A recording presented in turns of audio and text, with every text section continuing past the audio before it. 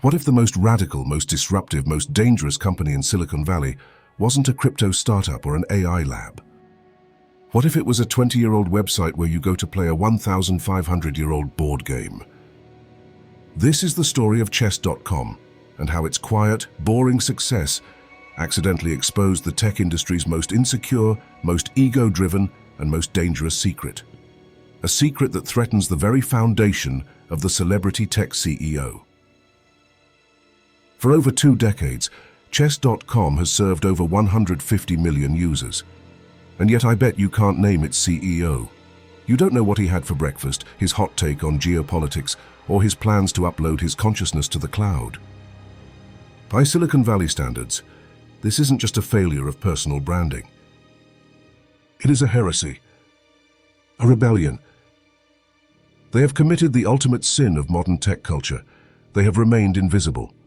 And in doing so, they've perfected a business model we're calling digital monasticism. Now I know what you're thinking.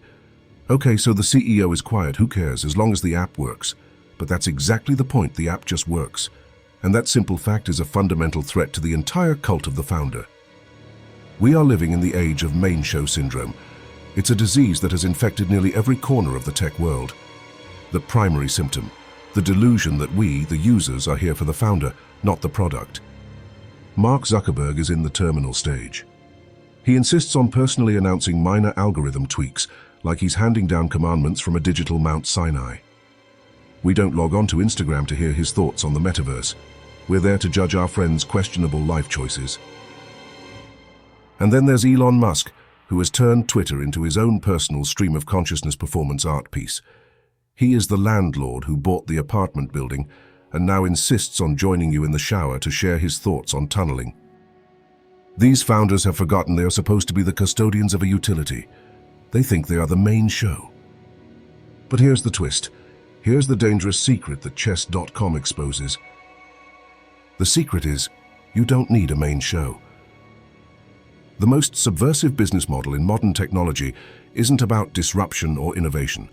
It's about discretion. It's about reliability. It's about the blessed, blissful absence of the founder's personal journey. Chess.com isn't trying to hijack your dopamine system with an infinite scroll. It's not trying to enrage you with an algorithm designed to maximize engagement. It offers you a platform to engage in structured, intellectual combat, and then it respectfully gets out of your way. It is a rebellion against the entire attention economy. It is a quiet, invisible empire, built not on a cult of personality, but on the simple virtue of competence.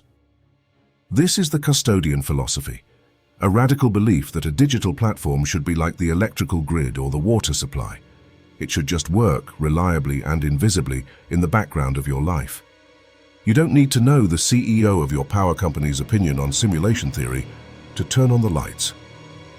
So why is this model so rare? Why is it so dangerous to the Silicon Valley ecosystem?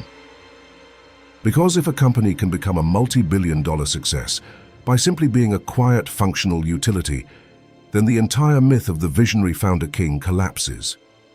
It proves you don't need to be a philosopher king to run a social platform.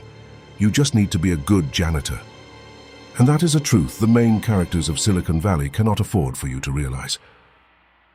The question is, can this last? Can the last of the digital monks hold out against the relentless pressure to turn their CEO into a thought leader and their platform into another monument to a billionaire's ego?